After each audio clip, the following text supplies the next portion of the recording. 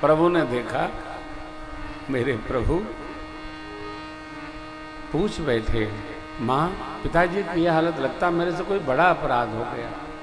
कई अम्बा बोली, तुम अपराध जोग नहीं दाता। आप तो माता पिता की आज्ञा पालक हैं। मैंने महाराज से कुछ वचन दिए थे, वही मांग लिए। माँ, हाँ क्या मांग लिया माँ? अतो तिलक युवराज पद का भरत जी को होगा और आप 14 साल वन में रहें। अरे मेरे प्रभु गदगद हो गए, प्रसन्न हो गए सरकार, और बोलते भय मां आपने मेरा सौभाग्य वर्धन कर दिया। प्रभु के वचन दर्शन करिए। प्रभु हाथ जोड़ के कहते हैं, सुन जननी सोई सुत बड़ भागी,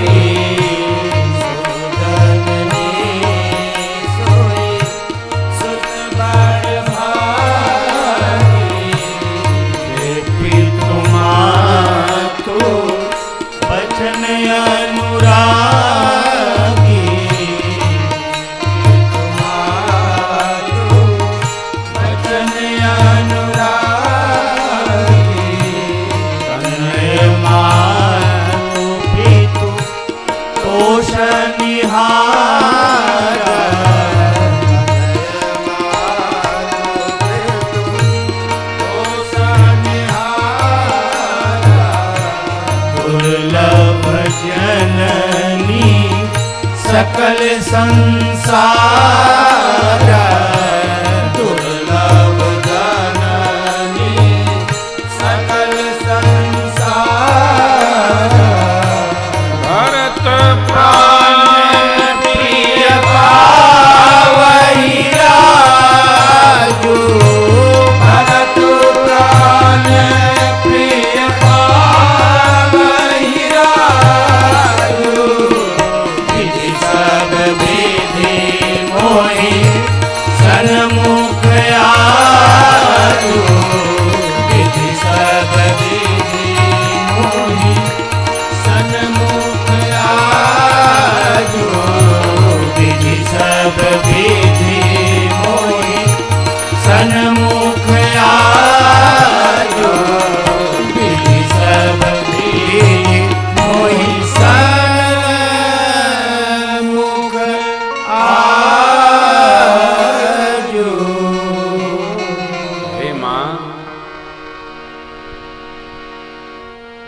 पुत्र बड़ा ही सौभाग्यशाली है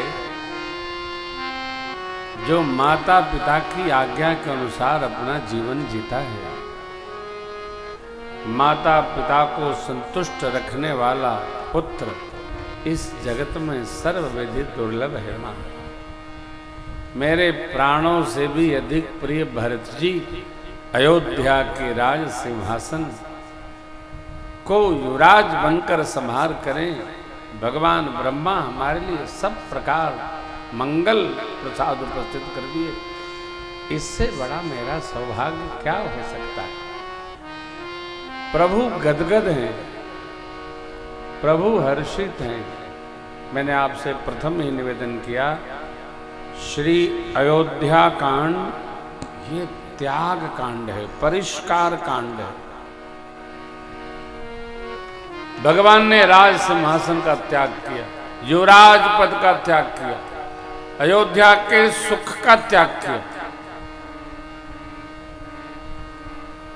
वन में कितना सुख उपस्थित होगा भगवान ने इसका चिंतन भी नहीं किया। यही मेरे राम जी का रामत्व है।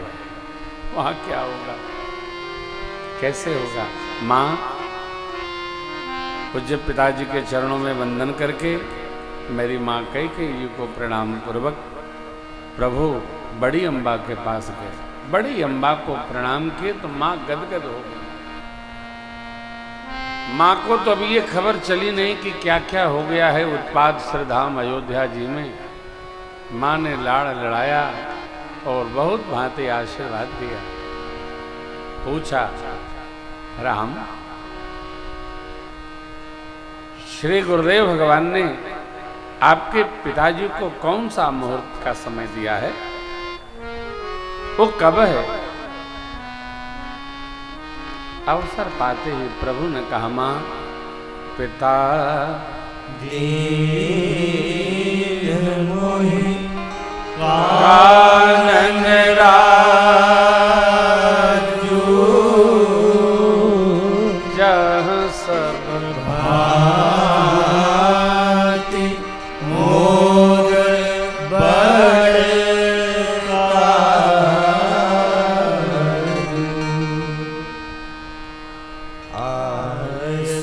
आसुदेव मुदित मन माता जहि मुद मंगल कानन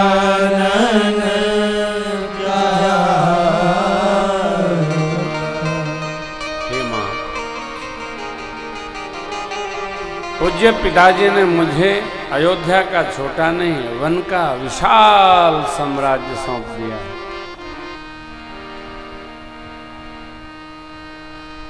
क्या कहा?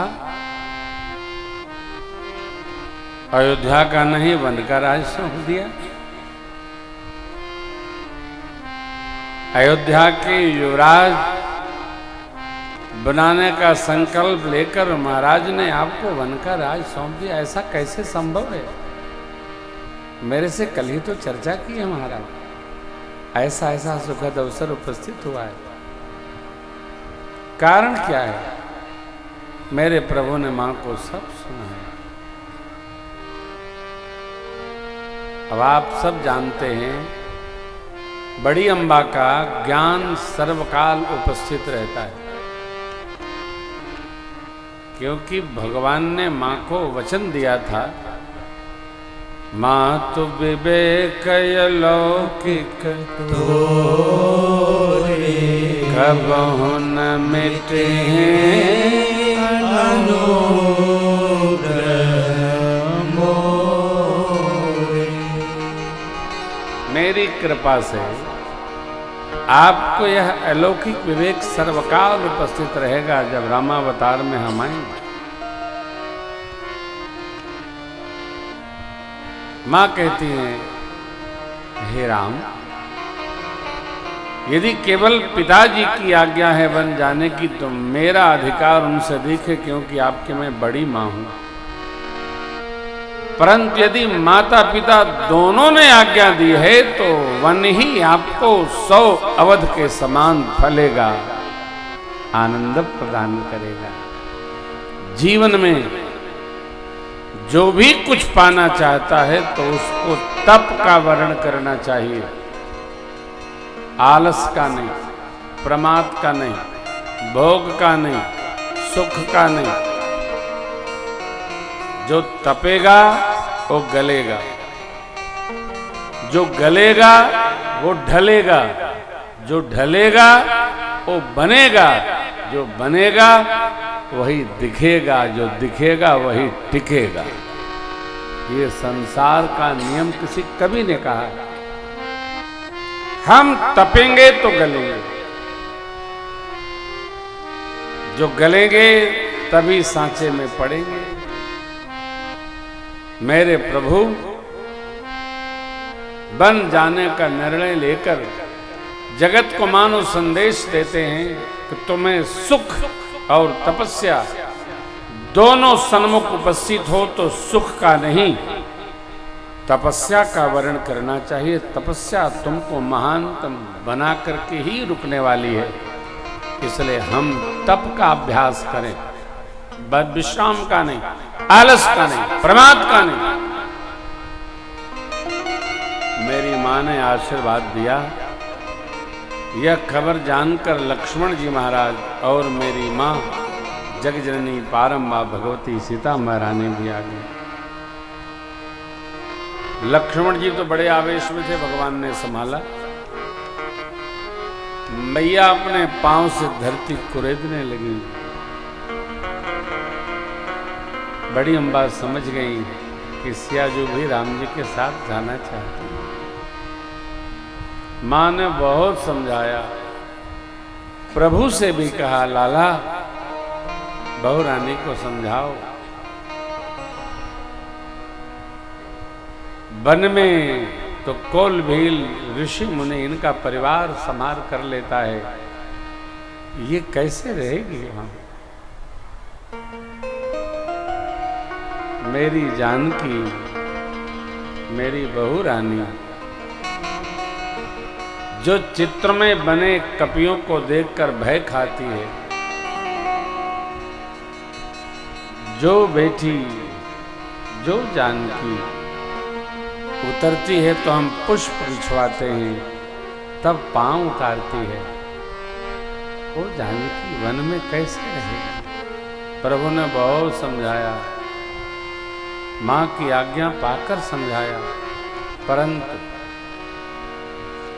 मेरे सरकार की आह्लादनी शक्ति माँ भगवती जानकी मैया जब यह निर्णय ले ली, या तो तन या तो प्राण, दोनों में से कोई एक तो जाएगा। भगवान ने माँ की आज्ञा ली, अनुमति दे दी। तीनों देव गए उधर, पिताजी माँ को प्रणाम किए, वलकल धारण करके प्रभु गुरुदेव भगवान के चरणों में प्रणाम किए। माँ ने अपने समस्त अलंकरण उतार कर गुरुपुत्र को भेंट कर दिया है और ब्राह्मण देवताओं को वर्षासन देकर सभी श्रेष्ठ जनों को प्रणाम करते हुए वन की ओर चल पड़े। पूरी अयोध्या राम जी के संग